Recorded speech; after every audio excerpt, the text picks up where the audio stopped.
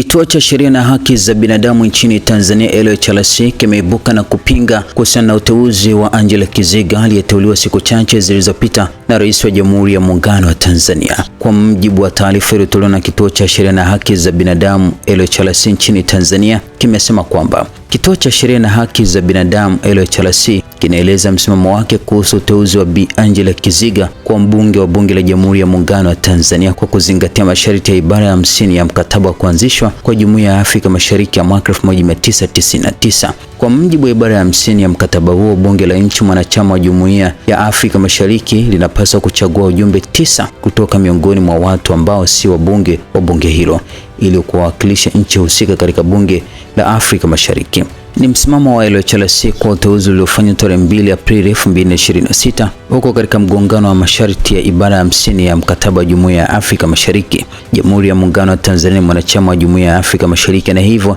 ina wajibu wa kutekeleza kikamilifu mkataba wa jumuiya hiyo ili kufikia malengo yaliyoainishwa katika ibara ya 5 pamoja na kuzingatia kanuni za msingi za jumuiya kama ilivyoainishwa katika ibara ya 7 ya mkataba. Kutokana na hali hiyo, LHRC inataka serikali kutoa ufafanuzi wa kina kuhusu uteuzi huo pamoja na kueleza hadhi ya sasa ya Mheshimiwa James Milia na Mheshimiwa Ngwaru Magembe ndani ya Bunge la Afrika Mashariki.